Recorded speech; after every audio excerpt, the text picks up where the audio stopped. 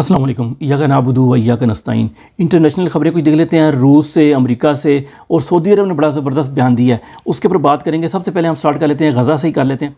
Israel ने दोबारा America की आशीर्वाद से गज़ा के ऊपर हमले दोबारा शुरू कर दिए हैं और इस बार उन्होंने लोगों को हुक्म दिया कि आप जो साउथ में लोग हैं वो भी समुंदर की तरफ निकल जाएँ, चले जाएँ। जो मैंने आपको बताया था रामल्ला भी खाली कर दें। तो 30 के करीब लोग जो है ना शहीद हो चुके हैं। इसके अलावा एक और इंटरेस्टिंग खबर है, इंटरेस्टिंग तो नहीं, अफसोसनाक खबर है। इसराइल का जो सदर है ना वो इसका दुबई में मौजूद है। क्लाइमेट के ऊपर जो है ना कॉन्फ्रेंस हो रही है, माहौल बहुत गंदा हो गया है, तो उसके वो उधर मौजूद है। मुलाकातें कर रहा है। किंग चार्ल्स भी गया हुआ है यहाँ से, बरतानिया से, उससे मुलाकातें कर रहा है। अब क्या इसराइल ने जब बम्बारमेंट किया उससे क्या माहौल को कोई फ़र्क नहीं पड़ा? ठीक है। दूसरी बात, इंपॉर्टेंट चीज़, कहते हैं ना इंटरनेशनल क्रिमिनल कोर्ट जो है वो उसके मुकदमा किया जाए। ये जो जेनोसाइड हो रही है, नस्ल कुशी फ़लस्तीनियों की जा रही है, उसके ऊपर उसका ड्राफ्ट सीन चेक करें ज़रा आप। इस इंटरनेशनल क्रिमिनल कोर्ट का चीफ़ प्रोसिक्यूटर, उनका अपना करीम खान नाम है उस दगड़ दले का, इसराइल का दौरा कर रहा है। और क्योंकि हमास ने हमला किया था तो उसके जवाब में वो वहाँ गया है उनसे इज़हार हमदर्दी करने के लिए। तो आप लोग समझ रहे होंगे कि जी बड़ा कोई इंटरनेशनल क्रिमिनल कोर्ट को बड़ा ICC बड़ा एक्शन लेगी। ICC और इस्लामाबाद हाई कोर्ट IHC में सिर्फ H का ही फ़र्क है, बाकी दोनों की कार्रवाइयाँ एक जैसी हैं। ये सिर्फ अफ्रीका, गरीब ममालिक, उनके लोगों को दबाने के लिए, नीचे लगाने के लिए बनाई गई है। एक और ख़बर है बड़ी इंपॉर्टेंट कि गज़ा अल नसर हॉस्पिटल में छोटे बच्चे थे, नौज़ायदा बच्चे, उनके वालिदैन को वहाँ पकड़ के ले गए और डॉक्टरों को भी लेके चले गए उधर से। तो जब वहाँ पर गज़ा से वहाँ से ले गए उनको, नॉर्थ में ये हॉस्पिटल, तो बच्चे ज़ाहिर है वहाँ पर वो अकेले पड़े रहे और छोटे छोटे बच्चे थे और वो कई दिन भूखे प्यासे, तो वो सब बच्चे मर गए, शहीद हो गए। तो ये असल में ये जानवर हैं, जानवर लोग हैं। ये दो लोगों को कहते हैं जानवर, असल में ख़ुद जानवर हैं। इंसानों को जानवर समझना शुरू कर दिया। जिस तरह शेर चीता होता है ना, उसके बाद ताकत आ जाए, नशे में आ जाए, वो सबसे पहले इंसानों के ऊपर हमला शुरू कर देता है। लेकिन असली जानवरों में, उस जानवर में फ़र्क यह है कि असली जानवर जो है ना, किसी बकरी का बच्चा या बंदर का बच्चा, किसी का बच्चा हो ना, उसको खाते नहीं है, उसकी बल्कि हिफाजत कर देते हैं। ये हमने देखा है वीडियोज़ में अंदर। लेकिन ये जानवर जो है ना, ये कोई शैतानी जानवर है। सऊदी अरब ने बड़ा बयान एक दिया है, उसमें उन्होंने वही बात की है जो मैंने आपको बताई, पिछले 50 दिन से बता रहा हूँ। उसमें एक दो चीज़ें ऐड ज़रूर हुई हैं। वो ये थी कि इनका जो प्लान था उसमें कुछ नंबर आ गए, नंबर गेम्स भी पता लग गई है। अमेरिका इसराइल ने मिलकर एक प्लान बनाया था और वो मैंने आपको बताया था कि गज़ा को डिवाइड करेंगे और पूरे पे कब्ज़ा का इरादा इनका यही है, लेकिन फ़िलहाल आधे पे उन्होंने कब्ज़ा किया और वहाँ से लोगों को मिस्र में इधर उधर धकेलेंगे। लेकिन मिस्र ने इनकार कर दिया, लेबनान ने भी इनकार कर दिया। लेकिन असल प्लान क्या था? प्लान ये था कि 10 लाख लोग जो है ना गज़ा में, आपको पता 2.3 मिलियन लोग हैं, 10 लाख लोग जो है ना उनको मिस्र में धकेलने का प्लान था। अमेरिका के साथ मिलकर इन्होंने बनाया और सऊदी अरब ने इसको आउट कर दिया। उसके बाद 5 लाख लोग जो है ना यमन हुती बागी जो इनको मिसाइल मारते हैं कि उनको दे दें। उधर पता नहीं कैसे लेके जाएंगे, वो तो काफ़ी दूर है। 5 लाख लोग तुर्किया भेजें।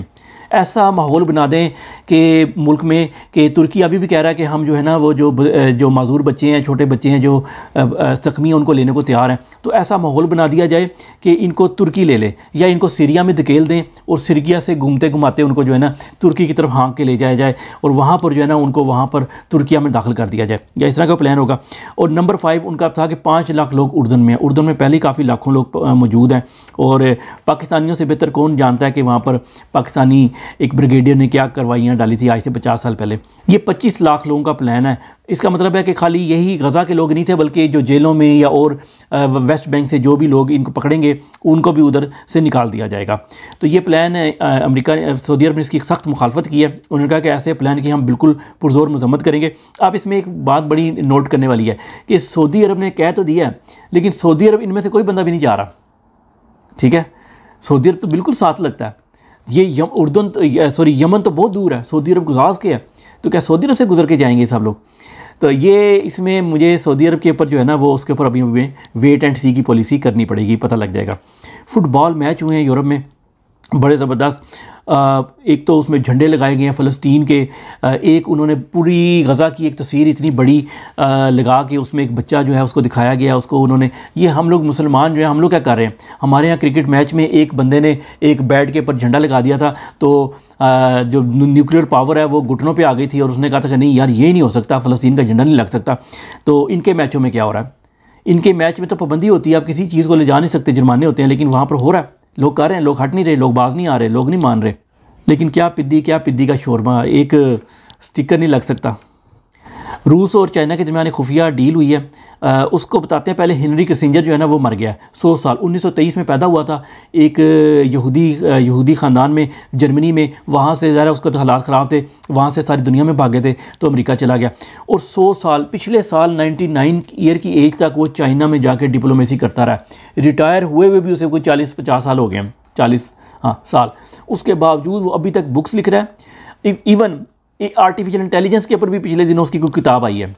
तो मुझे नहीं लग, यानी वो इस लेवल का बंदा था। तो उसने ये जितने भी मुल्क दुनिया में फसाद है ना पिछले आपको 30-40-50 साल में ख़वान जंग से लेके मिडल ईस्ट में और हर जगह ये हर फसाद में ये बंदा शामिल था। और अभी भी 1 साल पहले तक हर मीटिंग में बैठा होता था। इसने बहुत सी किताबें भी लिखी हैं। हेनरी किसिंजर, इमरान खान ने भी इसकी किताबों का जिक्र किया और काफ़ी कुछ इसके बारे में पढ़ने को मिलता है। बड़ी गहरी शख्सियत है, बड़ी पूरा सदी देखी है उसने।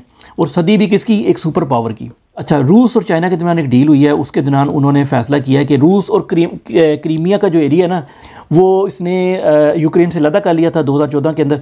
उसको एक ब्रिज मिलाता है। ब्रिज की लंबाई है तकरीबन 19 किलोमीटर और उसको बनाने में रशिया का खर्चा आया था $3 अरब। पुरानी बात बता रहा हूँ, 5-7 साल पुरानी बात। अब उसके ऊपर कई दफ़ा अटैक हो चुका है। अब वो ब्रिज छोटा मोटा ब्रिज नहीं है, उसमें 2 रोया सड़कें भी हैं, उसके अलावा रेल भी जाती है आगे पीछे ऊपर नीचे। तो बहुत बड़ा ब्रिज है। तो कई दफ़ा अटैक हो चुका है और वो चूँकि सामने है, उस पर ईजी टारगेट है तो कहीं से भी हमला हो सकता है, समुद्र के बीच में है। तो वो इन्होंने प्लान बनाया कि हम चाइना के साथ मिलकर अंडरग्राउंड जो है ना एक टनल बनाएंगे। अब टनल बनाने के लिए तो ब्रिज बनाने के लिए आपको $3 अरब लग गए, तो टनल बनाने के लिए आपको कम से कम $10-15 अरब चाहिए। तो रूस के ऊपर तो इसका काफ़ी दबाव है जंग का, तो वो तो ये सब कुछ बर्दाश्त नहीं कर पाएगा। सिर्फ इसराइल की ये 50 दिन की जंग में $53 बिलियन खर्चा आया है। तो रूस तो कितने साल से लड़ रहा है, 2 साल तो हो गए हैं। तो अब उन्होंने चाइना, लेकिन ये चीज़ को सीक्रेट इसलिए रख लें कि जो कंपनियां इसमें इन्वॉल्व होंगी बनाने के लिए उनके ऊपर कोई पाबंदी ना लग जाए, क्योंकि चाइना हेल्प करेगा। चाइना की कंपनियां जो हैं कंस्ट्रक्शन की, उनके ऊपर पाबंदी लगेगी। उन्होंने अफ्रीका में, जो पाकिस्तान में, इधर उधर दूसरे मुल्कों में जाके काम करना होता है, तो वो इस बात को इसलिए सीक्रेट रख रहे हैं। और इसमें एक और चीज़ भी है कि अब कहा जा रहा है कि शायद चाइना भी रशिया को या तो कर्जा देगा या उससे पार्टनरशिप करेगा। और वही डेथ ट्रैप जिसमें पाकिस्तान, श्रीलंका, अफ्रीका के मुल्क जो हैं उनको फंसाया जा रहा है, जो अमेरिका और वेस्ट इल्ज़ाम लगाता है। हालांकि आप लोग नहीं देते, आप लोग कौन सा, आपने भी तो डेथ ट्रैप में ही फंसाया हुआ ना, IMF के हर मुल्क को फंसाया हुआ है। तो चाइना तो फिर भी कुछ मदद करता है आपकी और सस्ती शर्तों पे देता है और आपके मुल्क में इंटरफेयर भी नहीं करता। तो अल्लाह मुसलमानों की हिफाज़त फरमाए और मुसलमानों के लीडरों को जो है ना हदायत दे। अस्सलाम वालेकुम।